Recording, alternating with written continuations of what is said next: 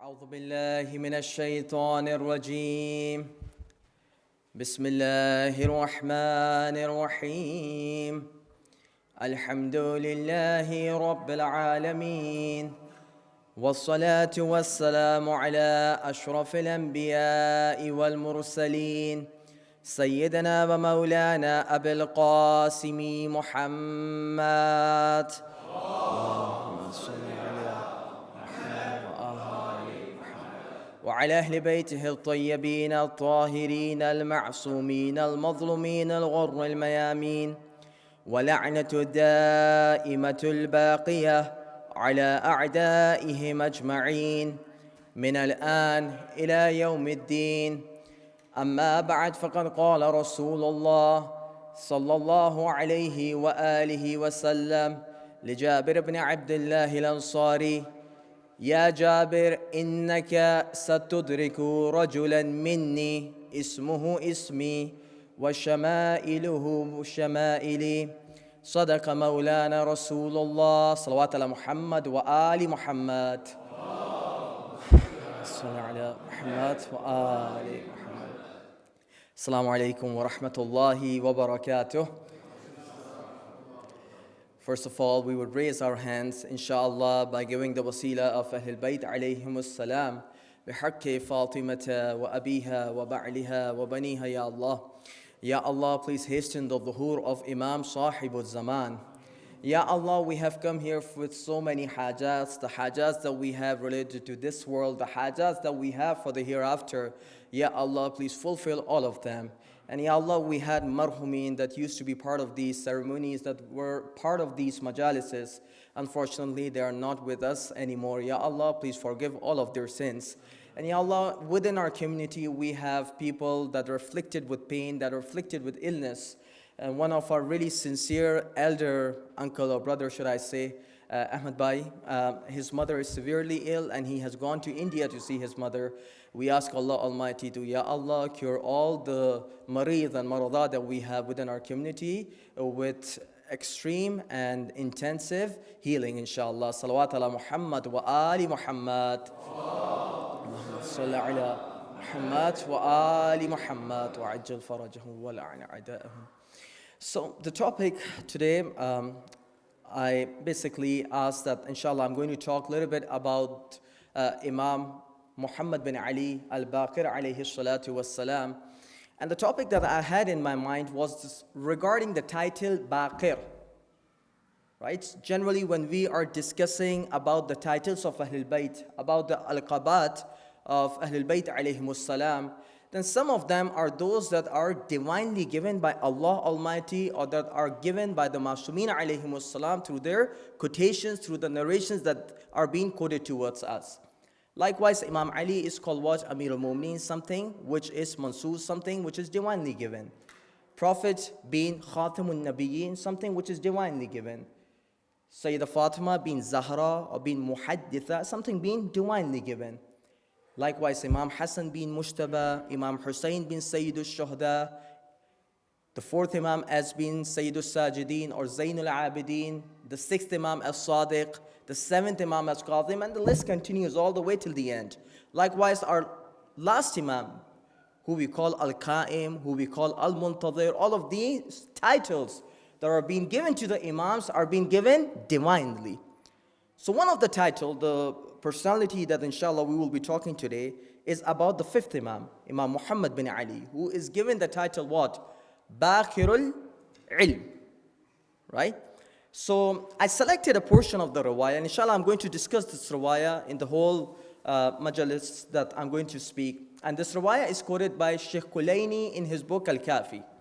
As we all know, we have primary books, so a little bit about, because we were talking about the personality that has quoted so many hadiths, there's a riwayah that goes that before the advent of Imam Muhammad al-Baqir, there was so much taqiyya and there were so many problems that the Shias were facing that a lot of Shias, they even didn't know about the basic rulings about the salah, basic ruling about the prayers, basic ruling about halal and haram. Sheikh Kulaini quotes this riwayah. And when Imam Muhammad al-Baqir came in, everything changed completely. So obviously when we are discussing someone like him, I want to go a little bit classical. I could have quoted any other book, but I really wanted to go through chain by chain and the content which is there in the tradition. Sheikh Kulani quotes it in his book Al-Kafi. Al-Kafi, as we all know, is one of the most primary texts that we have. It's penned by Sheikh Kulani, who died in 329 Hijrah. When you go and open Al-Kafi is divided into 3 parts. Generally, the 8 volumes Al-Kafi that you can find in bookstores. The first 2 volumes concerns about the usul of the deen, the primary things on which our religion is standing. That's why it's called what? Usul al-Kafi. Then there are 5 more volumes that are only talking about fiqh. Kitab al-Tahara, Kitab al-Salah, Kitab al-Sawm, Kitab al-Zakah, Kitab al-Khumus, Kitab al-Hajj. So 5 volumes are talking about fiqh only. And the last volume that we have, it talks about the history. It talks about basic akhlaq. It talks about the sermons of Al-Bayt. So that book is called what? Rawdatul Kafi. Right? So Al-Kafi is divided into 3 parts. Within Al-Kafi, when you come into the Usul al-Kafi part, the first book is what? Kitab al-Aql wal-Jahl. The second book is on the unity of Allah, Kitab al-Tawheed. And the third book that we have is combined on Nabuwat and Imama. It's called what? Kitab al-Hujjah. Right? Anyone who opens Al-Kafi, inshallah, they can look into it. Within Al-Kafi, Kitab al-Hujjah, Sheikh Kulani quotes this rawaya. He talks about it under the chapter of the 5th Imam. He said, عِدَّةُ مِنْ أَصْحَابِنَا عن أحمد بن محمد عن محمد بن سنان عن عابان بن تغلب عن أبي عبد الله عليه السلام. The chain of narration. Sheikh Kulani is quoting from whom? A little bit about ilm al-hadith, inshallah. I hope I won't bore you for not more than 5 minutes. But when a scholar, you go to Hausa, when you go to Hausa, the scholar is not just sitting there doing nothing. When he has a text in front of him, when there are like 16,000 ahadiths that are quoted in Al-Kafi, more than 16,000 ahadiths, 16,199. When you go through the commentary of these, the scholars would not just accept it because it's been quoted by an Imam. He has to go through the chain of narration. He has to ascertain if the narrators within the chain are authentic or not, are trustworthy or not, are thiqat or not. So that's why we go through the chain of narration. Because we are talking about Imam Muhammad Al-Baqir. Because we are talking about someone who basically introduced Shia Islam to the Muslim world. As one of my brother was saying in Arabic, there were 3 time periods that the Shia Islam has to go through within the times of the Imam. The first time period started with Amir al-Mu'mineen and whatever happened in Saqif and everything, and it went around the time of Imam Zainul Abidin. Then the second stage came in. The second stage was instigated by whom? By our 5th Imam. So that's why I want to go a little bit about ilm al-hadith too. عِدَّةُ مِنْ أَصْحَابِنَا. Sheikh Kulani is quoting from a group of scholars. Group of scholars, not one person, group of scholars. Who are the scholars there? People like Muhammad bin Yahya al-Attar, people like Ali bin Ibrahim bin Hashim al-Kufi, people like Ahmad bin Dawood. So many scholars that are within this عِدَّةُ مِنْ أَصْحَابِنَا group of scholars that Sheikh Kulani is quoting. So we can ascertain that these were the thiqat, these were the trustworthy scholars that Sheikh Kulani is quoting from. And then he quotes from Ahmad bin Muhammad. Now the scholars, they have difference of opinion. Who is this Ahmad bin Muhammad? Is he Ahmad bin Muhammad bin Khalid al-Barqi? Or is he Ahmad bin Muhammad bin Yahya al-Qummi? There is a difference of opinion. I'm not going to take a lot of time. Both are thiqat at the end of the day. Both are trustworthy companions. Ahmad bin Muhammad bin Yahya, someone who says, Shaykh Qummin wa wajhuha. He was someone who was the scholar of the Qum. And he was the person leading all the scholars of the time in Qum. Shaykh Qummin wa wajhuha. غير مدافع. وكان ثقة.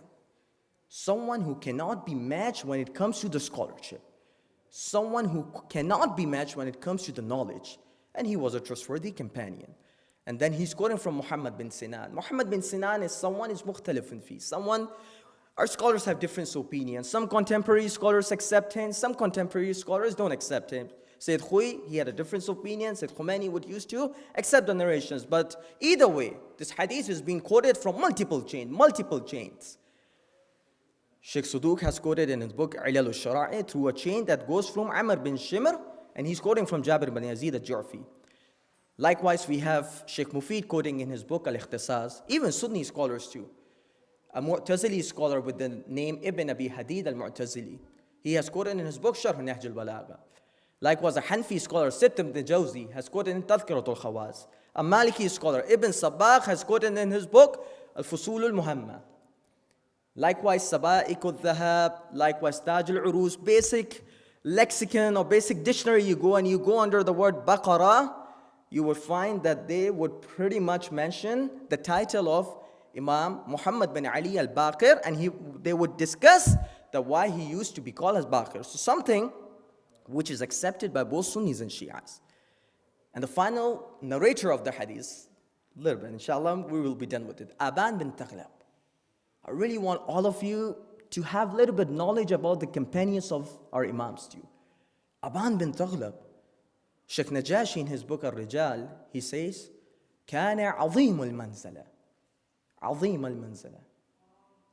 He was someone who has extreme closeness towards the Imam, someone who was extremely relied upon. لك علي ibn al-Husayn وأبا جعفر وأبا عبد الله. And he got this fadila. He was someone that was able to meet the fourth Imam, fifth Imam, and sixth Imam. He was able to learn knowledge from all three Imams. And he was someone that Imam Sadiq used to say that, "O Aban, I want Shias like you who would sit in the masjid, in the central masjid of Kufa, and would tell people about the halal and haram ruling regarding the Shia Islam." Someone like Aban ibn Taghlab. And Kufa was not Kufa of this day. Kufa around that time was a mixed society. It has Sunnis, it has Shias. You know, the top-notch scholars of Ahlul Sunnah, they were from Kufa too. Someone like Waqi bin Jarrah, someone like Abu Hanifa, Nu'man bin Thabit. Abu Hanifa, we all know. If you go to Iraq, there's one neighborhood called what? Kadhimiyya. And the other neighborhood is called what? Adhamiyya. Whereas, what does Adhamiyya have? It has the graves of Abu Hanifa, Ahmad bin Hanbal, and Abdul Qadir Jilani, someone like those, right? So when we Shias go, we don't go to Adhamiyya. We only go to Kadhimiyya, right? So, the Kufa at that time was a mixed society. It had both Sunnis and Shias within it. So imagine Imam praising someone like Aban bin Taghlab. Why? Because he had extreme knowledge about the matters of halal and haram. And Imam wanted his Shias like Aban bin Taghlab, who can educate the normal masses about the common issues that the Shias were facing. Now we come to the hadith quickly. The hadith is from 6th Imam. The hadith says, إن جابر بن عبد الله الأنصاري كان آخر من بقي من أصحاب رسول الله وكان رجلا منقطعا إلينا. Jabir bin Abdullah al-Ansari was one of the last companions of the Prophet that lived. You know, by the time 60th Hijrah came in, the 70th Hijrah came in, basically the companions that were with the Prophet, whether they were good companions or whether they were bad companions, we don't say كلهم عدول, right? بعضهم عدول وبعضهم فاسق. Are we clear on that, right? We don't consider everyone as trustworthy because they're a companion. No, there were a lot of Sahabas that did a lot of bad things, right? So some of the companions, so really last companions that were left were, one of those were who? Jabir bin Abdullah al-Ansari. And then Imam mentioned this. Imam wanted to tell us that he was not a normal companion. He was not someone who was normal. وَكَانَ رَجُلًا مُنْقَطِعًا إِلَيْنَا. He was someone who disassociated himself with everyone, and he had extreme love only for Ahl Bayt alayhimus salam. You want to understand who Jabir was? The Hadith al-Qisa, generally when we read, how do we start reading it? عن جابر بن عبد الله الأنصاري عن فاطمة الزهراء أنها قالت دخل علي أبي رسول الله في بعض الأيام. So something as important like Hadith al-Qisa that we generally recite in the start of our gatherings is quoted by whom? By Jabir bin Abdullah al-Ansari. You know, when you want to make an analysis of a personality, you have to go through the reports that they have quoted, isn't it? If someone is quoting the fadail of the enemies of Ahlul Bayt, you are pretty much sure that he is someone who is not among us, who is not among the Shias of Ahlul Bayt. Likewise, if you have someone who is quoting the fadail of Ahlul Bayt, who has extreme love of Ahlul Bayt, then you can ascertain that this is someone who is within us, who is among us. That's why you have the narration. This is not only a Shia one, that's a Sunni too. Tariq Baghdad of Khatib al-Baghdadi and different other scholars, they have quoted it too. And not only the books of Tariq, Ibn Hibban has also quoted in the book Thiqat.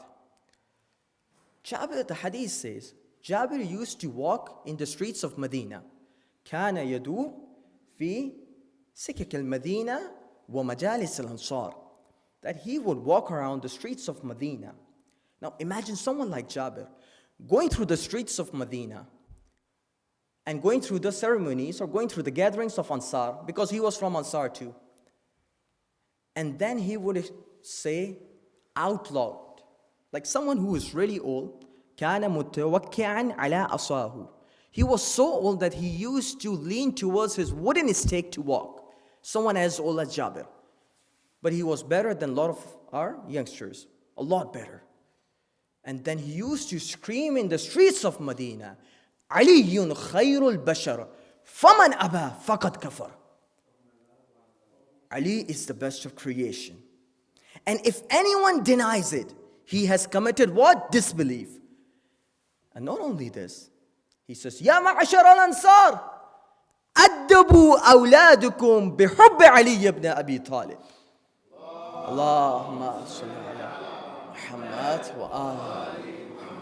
O people of Ansar, O people of my own community, right?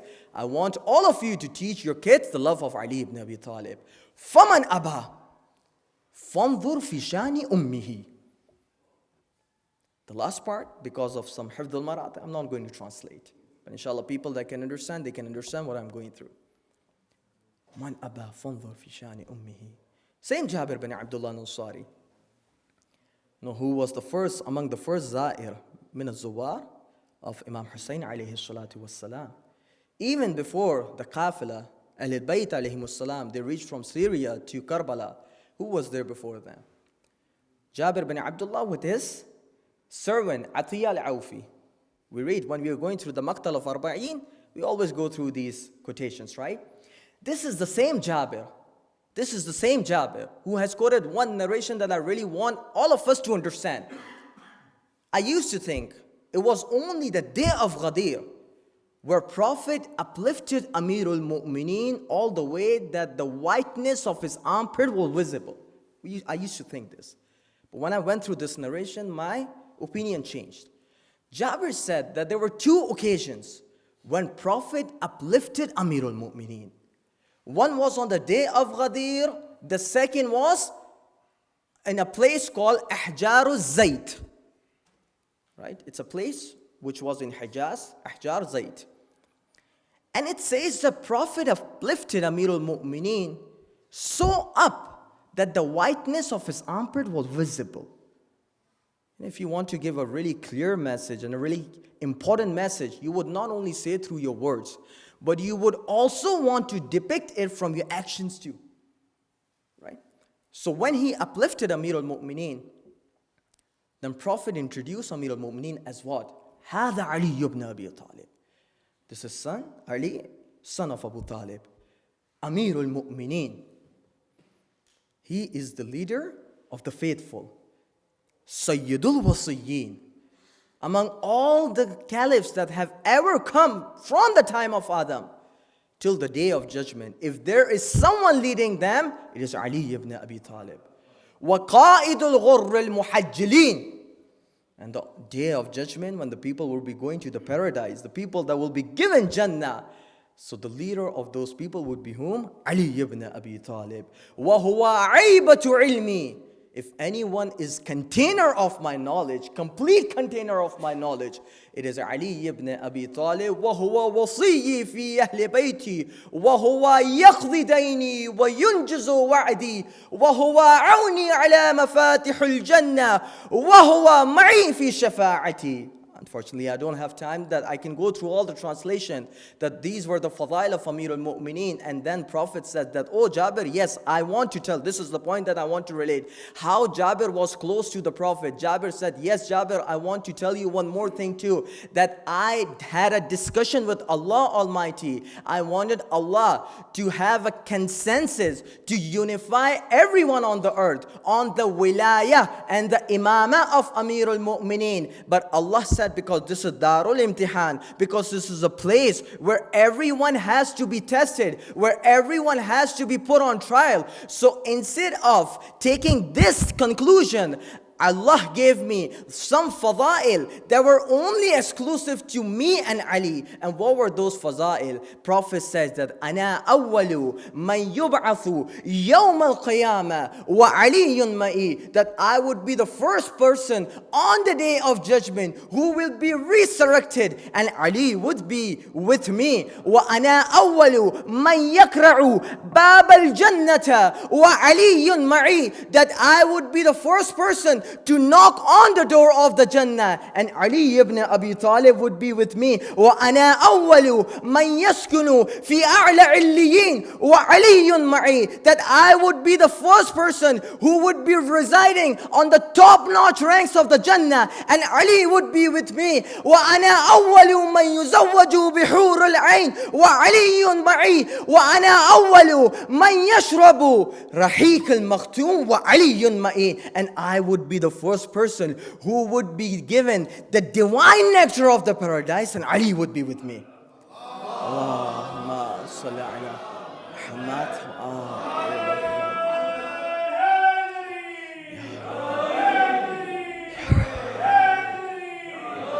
So you understand who Jabir was? Jabir bin Abdullah al-Ansari.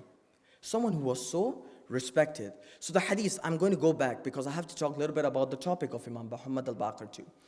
The riwayah says that Jabir, he would sit, كان يقعد في مسجد رسول الله, he would sit in the masjid of the Rasulullah, وهو ينادي يا باكر العلم يا باكر العلم, that he would sit in the masjid of the Prophet and he would say it out loud. He would scream. He would not only just say the way me and you would talk. He would say it out loud. وَهُوَ مُعْتَجِرٌ بِعَمَامَةِ السَّوْدَةِ, and he would have a black amama, or a black huge cap on top of his head. Basically, the Medina of that time, the masjid of the Prophet, was the media house. Today you have social media. You go 50 years back. If anyone would want to protest about something, where would they go? They will go to the media houses, right? They will go to the places where there will be journalists so that they can voice their opinion, and journalists can quote whatever they're saying, isn't it? But at the time of the Prophet, if there was a media house, masjid was the media house of the Prophet. That's why even the most important decisions the Prophet wanted to make, Prophet would call people where? In Medina, in Masjid al-Nabawi, in Masjid Rasulillah. And what would he say? Al-Jami'ah, Al-Jami'ah. We all have to assemble and we all have to talk about an important issue. So Jabir would sit there and he would scream, where are you, O Baqir al-Ilm? Where are you, O Baqir al-Ilm? And the riwayah says, وَكَانَ أَهْلُ الْمَدِينَ يَقُولُونَ إِنَّ جَابِرَ كَانَ يَحْجُرُ. The people of Medina would say that Jabir is talking gibberish stuff. He's talking nonsensical stuff. Do we all know what is yahjur? Hajara yahjur. Go to Sahih Bukhari, Kitab al-Wasaya. Go to Sahih Muslim, Kitab al-Wasaya. Go to Musnad Ahmad, Musnad of Abdullah ibn Abbas. Go to Al-Mustannaf of Abdul Razzaq. Go to Sunan al-Kubra of Bayhaqi. These are non-Shia sources. When Prophet says, "I'tuni bikatafin wa dawatin, aktub lakum ma in tamassaktum lan tadhillu ba'di." They give me a pen and paper. I would write you something that if you would hold on to it, you would never go astray. Then there were some people, and then there was someone who was leading them. And what did they say? إِنَّمَا Rasulullahi yahjur. Prophet was saying delirious stuff. He was talking gibberish stuff. To which Abdullah ibn Abbas used to term it as what? Razyatul Khamis. The calamity of Thursday. Al-Miyah Jumarat, we say in Urdu, right? Thursday, the calamity of Thursday. And he would cry so profusely that the pebbles that were right underneath him, they would get wet because of the crying he would go through.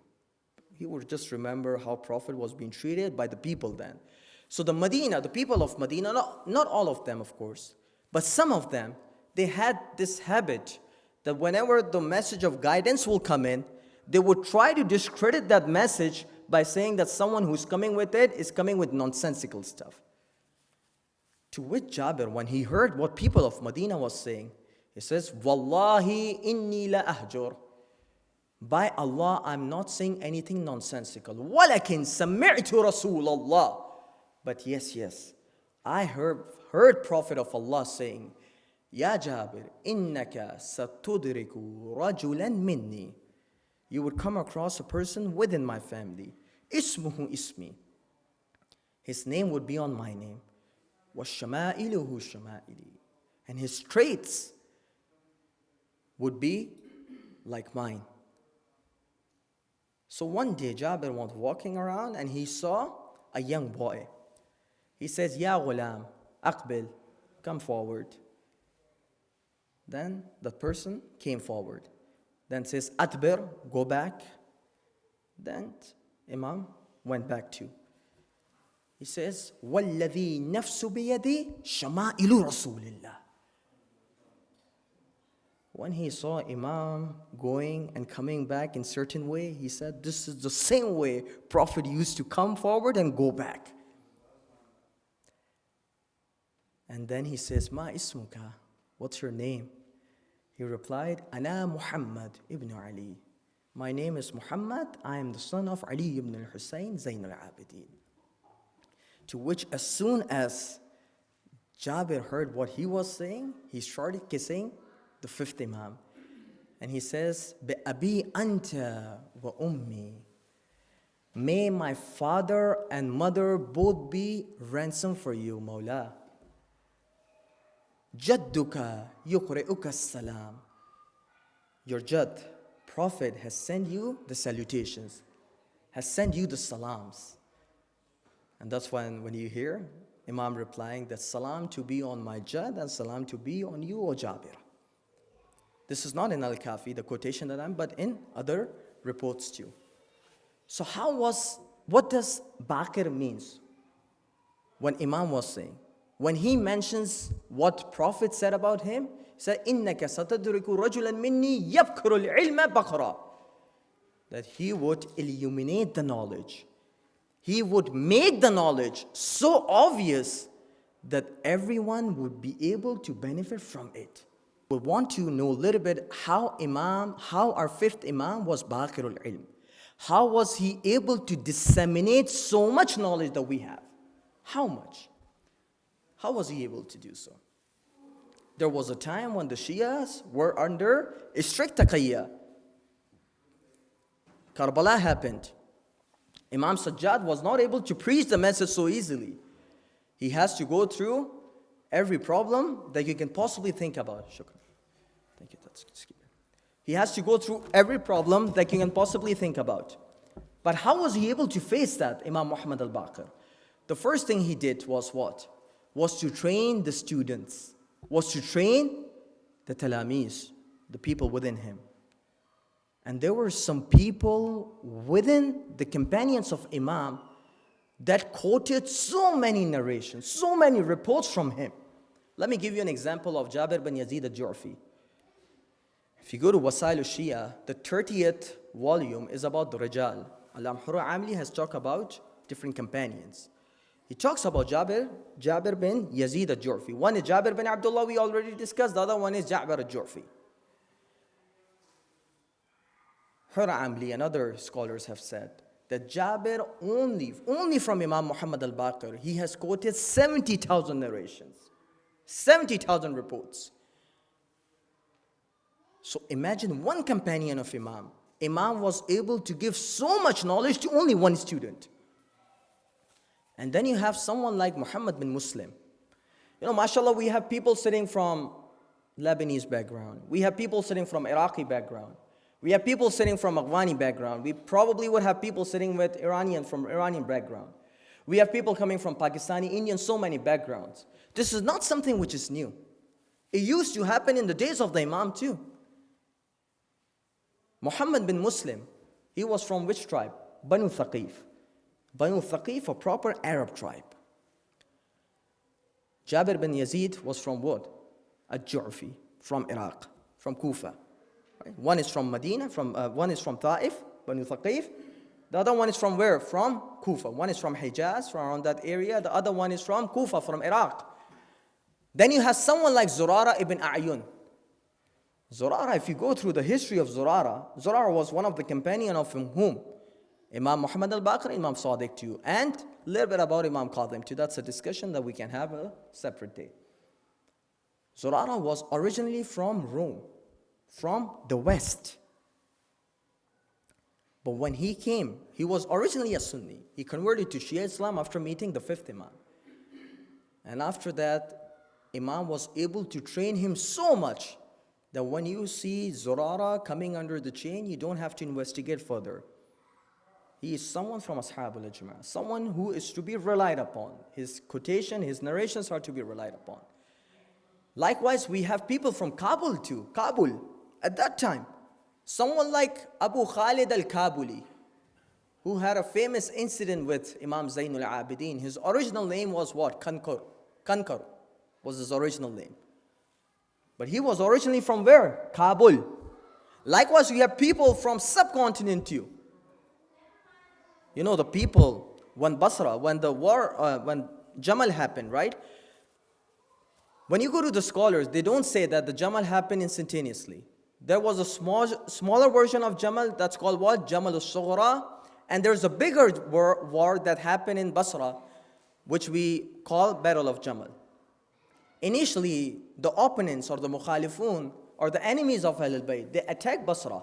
When they attacked Basra, there were some people that were safeguarding the treasury of Basra.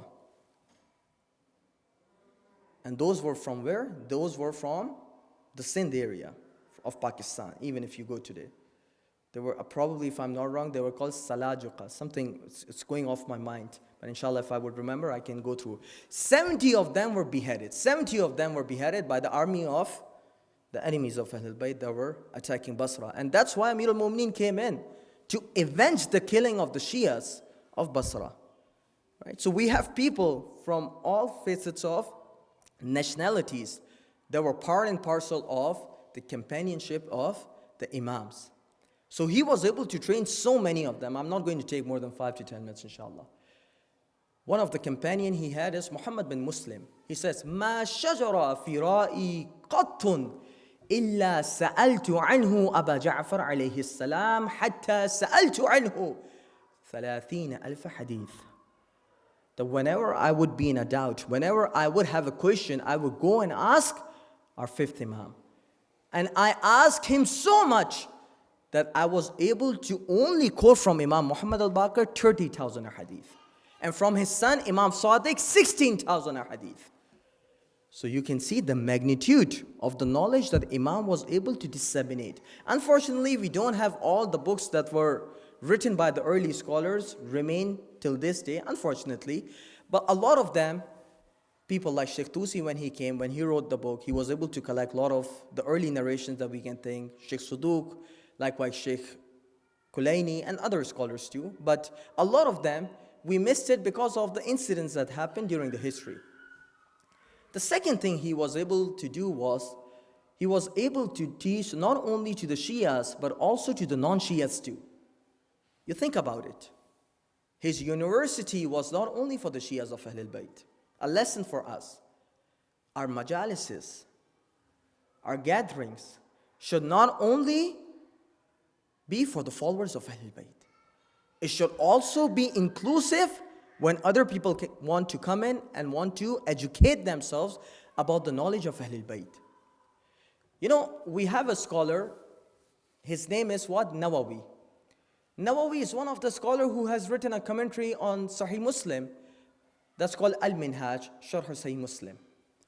He has also a book on Rijal that's called Tahdhib al-Asma'i wal-Lughat. He went through some of the famous people, their biographies, and he quoted about them.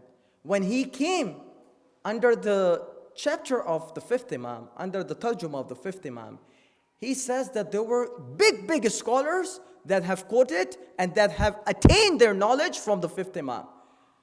Who were there? People like Abu Ishaq al-Sabi'i al-Kufi. People like what? Amr ibn Dinar. People like what? A'raj. People like whom? Atha bin Abi Rabbah. People like whom? Zuhri. People like whom? Rabi'a. And he said, وَالْآخِرُونَ مِنَ التَّابِعِينَ وَقُبَّارَ الْأَئِمَّةِ. That there were so many tabi'een, there were so many people that were able to gain the knowledge from whom? From Baqir al-Ilm al-Nabiyyin, from fifth Imam. The third thing that he did was able to introduce new fields of knowledge. You know, mashallah, we have people, and inshallah, we'll be having more and more. When we are to make an analysis of how someone is speaking, right?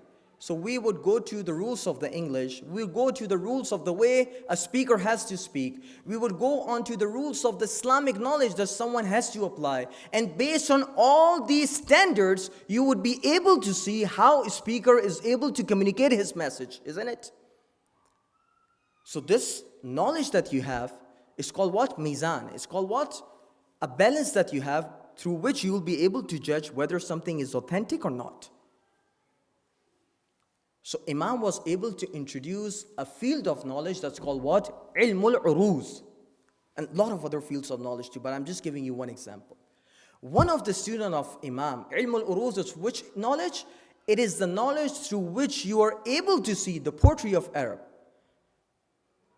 The different kinds of the poetry that they're using. You're able to bifurcate them. You're able to see which poet is better than the other. How would you be able to make this decision? By applying those standards that Imam has given. And the first person to write a commentary on it was whom? Khalil bin Ahmad. He has a whole book which is called Kitab al-Ain. It's on the book on the Lugha. He got all this knowledge from one of the students of whom? Imam Muhammad al-Baqir. Right? And the final thing, and inshallah with this, I'm going to end my lecture. I know it's got a little bit longer, but inshallah with this last point. That he was able to instigate and introduce new universities across the Muslim lands. The Hawza that we say. You have the hadith from Imam Rada. Man jalasa majlisan fihi yuhya amruna lam yamit qalbuhu yawma yamutul qulub. That if someone would sit in one of our gatherings, one of the ceremonies, in which people are discussing about our affairs, his heart would not perish on the day when the hearts of the other people would be perishing because of the fear of the day of judgment. So all these gatherings that we are having, mashallah, man jalasa majlisan. How Imam could have made it possible around that time. The tragedy of Karbala happened. Banu Umayyah, when Yazid went, who came in? Muawiyah, his son, came in for 3-4 months. Then came Wazaq bin Wazaq, Mal'oon, Marwan. Then after Marwan, Abdul Malik ibn Marwan, Walid bin Abdul Malik, Sulaiman bin Abdul Malik, Umar bin Abdul Aziz, Yazid bin Abdul Malik, Hisham bin Abdul Malik, all of these tawaghit, they all came in. It was so difficult to ascertain the knowledge of Ahlul Bayt around that time. The taqiyya was so difficult around that time. But Imam was able, even in the hardest of time, to introduce new universities. There was a Hawza Imam was able to introduce in Kufa. There was Hawza Imam was able to introduce in Medina, in Hijaz. There was a Hawza Imam was able to introduce in Khurasan. And there were Hawzas that Imam were able to introduce during his tenure of the Imamat. With this, inshallah, I'm going to end my lecture with a dua, inshallah. With this dua ghareeq that we have. Ya Allah, Ya Rahmanu, Ya Rahim, Ya Muqallib al-Qulub, Thabbit qulubana ala dinik. Salawat ala Muhammad wa ali Muhammad.